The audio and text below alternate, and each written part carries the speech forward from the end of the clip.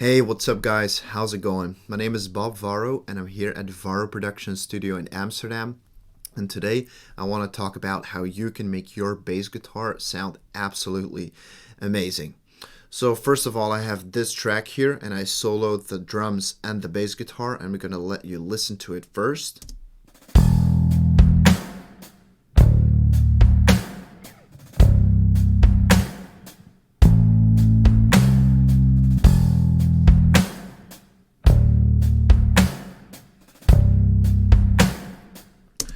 Alright, so this is part of obviously the full song that I'll let you listen to in a little bit.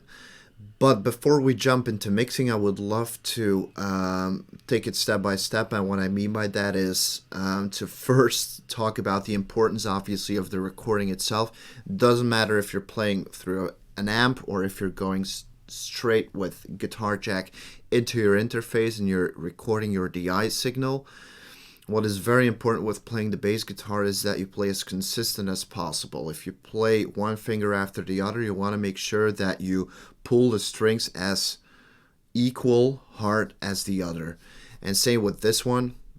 I think I played with the guitar pick. And also there, same thing. You want to be able to really have very clean guitar picks, and also with your left hand you want to stay as consistent as possible and not move too much around with your left hand or your right hand, and really play consistent notes. These are very long notes, so I'm really letting it ring out. But also if you're playing with a guitar pick, you want to make sure that you're picking as hard as any other pick, if that makes any sense.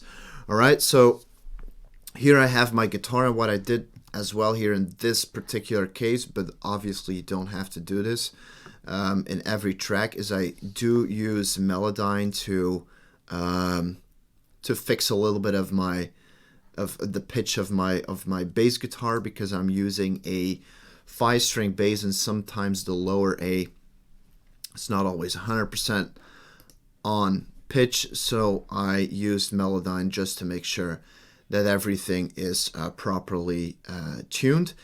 And then the other part that I did is obviously timing. And what I do with bass guitar timing is you want to let the bass guitar start a little bit after the beat. This is just for mixing together with drums. I feel that it fits a little bit better if your bass comes just after your kick or snare or any other percussion that you might have in your song. Alright, so first of all, recording is very important. Play consistent. Then the second is you can use Melodyne or any other tuning program to just correct your pitch a little bit if necessary, but obviously this is not necessary if your bass guitar is in tune. Alright, and then other than that, you can quantize your bass guitar just after the grid. So first the kick can come in, and then the bass guitar can carry on the low end information from there. Alright, and when it comes to mixing bass guitar, it's actually pretty straightforward, and obviously depends on the occasion, what the genre is and everything. And maybe some of you do use more plugins, some of you use less. This is totally up to you. But I'll go over one particular case here and how I approach my bass guitar mixing. So first of all, here to start with, I have my bass guitar plugin, which is the Dark Glass Ultra from Neural DSP. I really love these plugins, together with all the guitar amp plugins that I use as well. But we're zooming in on bass guitar here, and this is the one they have for bass. I have two different pedals with like a little bit more of a vintage sound, and this one is more low and heavy, and I really love the sound of this. Alright, and when it comes to mixing, so first of all, obviously you can dial in as you would do on a normal amp your EQ and the amount of drive, and if you want to blend between a DI and the regular signal, you can do all of that within the plugin. There's quite a few other options here as well, when you can enable a speaker cabinet and also choose the microphones and everything, but I'm not going to go too much into detail there because we're not reviewing a plugin. We're really zooming in on the bass guitar. All right, so I'm just going with this sound, and then the next thing that I'm doing is EQing. You might think it's a bass, so why am I rolling off some of the bass? Because I still want room enough for the kick to sit well and work together with the mix. So I'm doing a roll off here, starting at 50 hertz and just slowly going down with a 12 dB per octave slope. And then here I'm doing the exact same thing over 5,000 hertz or 5K, because there's not a lot of useful information there. I can let you listen to it. You can barely hear it, but there's like a little bit of finger noises there that I removed with this one. And here I also cleaned up a little bit of that low end information. All right, I'll enable plugin by plugin so you can really hear what it's doing. Just make sure we're starting from here.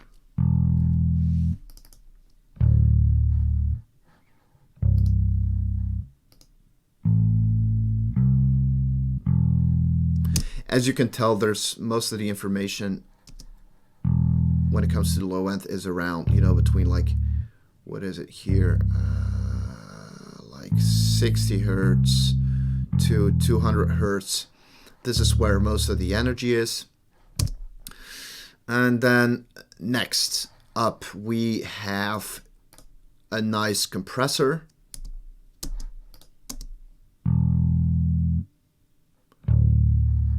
And this could be any compressor. I'm using one from UAD here, but you also have really good ones from FabFilter and so on. And basically what I'm doing here is as I have these very long notes with a lot of sustain, I really want to give that a little bit of compression with a kind of a slow release. You can really feel how much release you want to have depending on how fast your bass goes from one note to the other. To give you a little bit more information about the compressor, so basically attack is how aggressive do you want it to sound, and then release is basically how much of that deducted volume you want to come, like how much time does it take to go back to the normal volume. All right, so if we listen here to that bass guitar, all right, let me just enable this here first, obviously. All right, so the more you take this one to the left, the faster your attack will be, but the less of the fingers that you will hear, and you might want to hear some of the attack come through.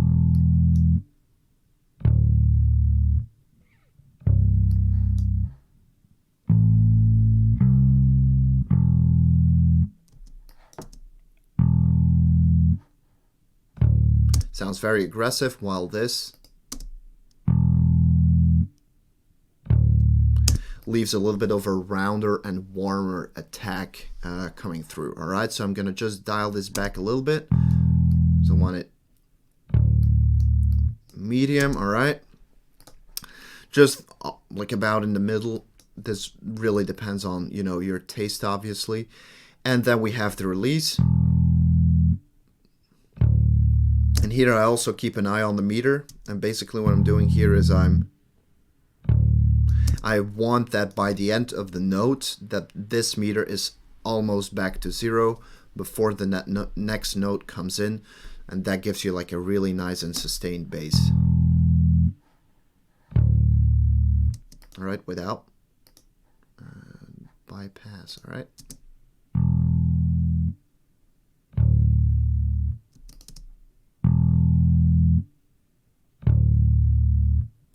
All right, sounds pretty good. You also have your ratio here that you can adjust, but I'm just going to leave that as it is now. And then the other important thing actually when it comes to compression and any other plugin where you're messing around with gain is that you match your output with what the plugin does without any effects on it, because you want to make sure that whenever you enable your plugin, you can actually hear what it's doing instead of being distracted by the fact that it's louder, okay? Because automatically if something is louder, you might think, oh, it's better, while it's actually not doing anything yet, all right? So that's the next step that I do. And then, all right, after compression, make sure this one is going. We use the fuzz box, but if you don't have this plugin, you can basically use any other saturation or distortion plugin. And basically what I'm doing here is giving a little bit more flavor and depth here.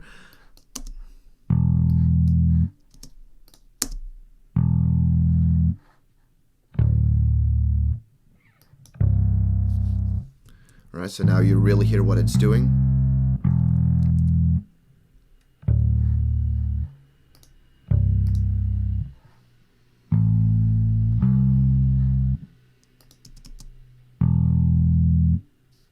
And I don't know, for some reason, I really love this plugin because it kind of glues your sound as well, like in the high end and in the low end, and make everything nice and coherent. So I can highly recommend, not trying to sell plugins here, obviously, but if you're looking for a really good plugin that you can use on pretty much anything, that's this one. All right. Then, so we have the fuzz box. So basically here, I'm not going to go obviously into every other detail because that would be a little bit too much, but there are some pretty amazing presets here, and I love the Churko preset called Bass Fuzz, and when you click on this one, you'll automatically get this tone, but there's a little bit too much distortion going on there, so I'm going to dial back the mix knob to my original.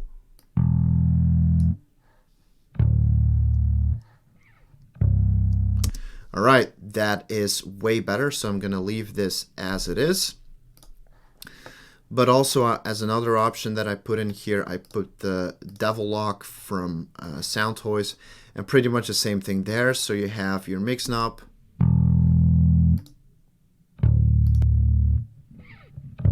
gives a little bit more grit, a little bit more balls, and I really enjoy when there is some saturation and overdrive over a bass guitar. Not too much, but just to give it a little bit of flavor. And you will also see that whenever you listen to it in a full mix, sometimes it cuts a little bit better through the mix, so you can actually hear the bass guitar without overpowering the song, obviously.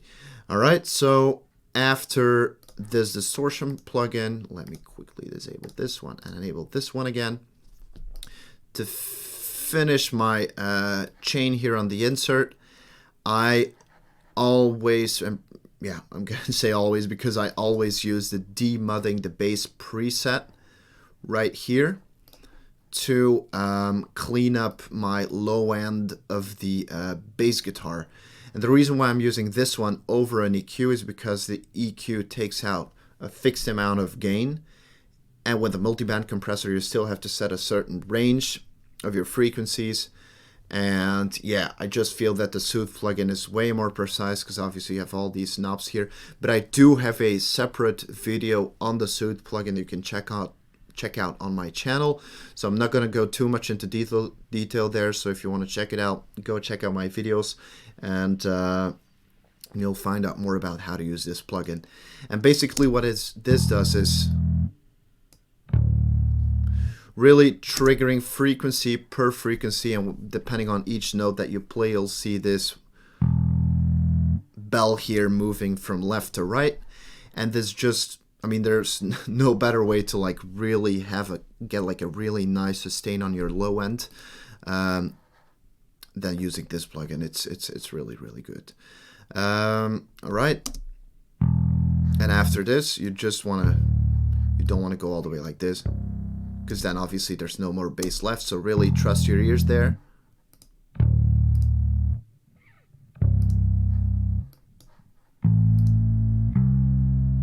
All right, this sounds reasonable. Once that is done, if you're still not satisfied with sustain or anything else, this might be a little bit overkill, but just to give you the option, you can do some parallel compression. And what I mean by that is you put a compressor on your send, and it will automatically create this channel over here. Basically what you're doing with parallel compression is copying your bass guitar sound, but compressing that and adding that to your original bass. And what I mean by that is you have a pretty fast attack and a little bit of a slower release. And this will make sure that the softer parts of the bass will come up more and be added to your original. And with that, you'll have even a better, bigger sounding and more sustained bass than ever before.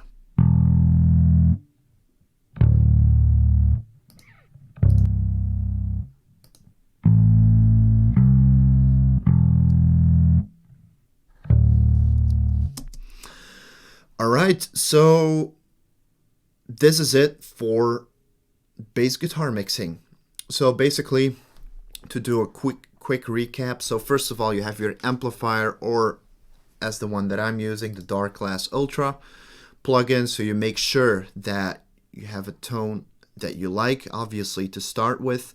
And then when you're recording, you want to play as consistent as possible to make sure that, you know, all the notes come through equally. Then after you have your sound and you have a good performance, you can start quantizing these notes by editing them and putting them just a little bit behind the grid. And after that, you can still, if necessary, but you know, obviously not always necessary, you can still tune the bass. And I'm doing this one in particular because I have a 5-string bass and sometimes the A gets a little bit out of tune, so I'm using a Melodyne here to correct a little bit of the frequencies. And then after the bass guitar plugin, we go to the equalizing when I'm rolling off a little bit of the low end and I'm cutting almost quite a lot above 5K. Then what I'm doing next is putting a compressor on there to make sure your bass guitar has enough sustain. You want to, you know, make it more aggressive with a fast attack, less aggressive and smoother with a slow attack. And then with your release, you really depends on the kind of playing style you have. If you have very long notes, you might want to have a slower release so the volume comes back up more fluent, more smooth. Then whenever you're playing faster, you might want to have a faster release so the normal volume comes back sooner. All right. Also make sure that you match your output with whatever that's coming in to make sure that whenever you disable the plugin, you really hear the difference of what the compressor is doing. Then next thing, to give it a little bit of flavor, you can use pretty much any distortion plugin. Also, what I didn't mention, you can also put this as a send and then add that distortion sound to your bass guitar. You can also do that. Then next up, we have the Soothe plugin to really take care of that low end and make sure that it has even more sustain. And then last but not least, we do have some parallel compression going on. If you really want to get the most out of your bass guitar with parallel compression, fast attack, and, you know, release depending on the kind of playing style, you will get a really nice bass sound. So alright guys, this is it for today. I hope you enjoyed this video. If you have any other suggestions on how to mix bass guitar, you're more than welcome to comment them down below. If you have any questions for your particular case, if you're mixing bass guitar or any other instrument, you're more than welcome to hit me up on my email or through my website bobvaro.com. And yeah, thank you so much for sticking with me until the end, and I'll see you in the next video. Have an awesome day. Take care.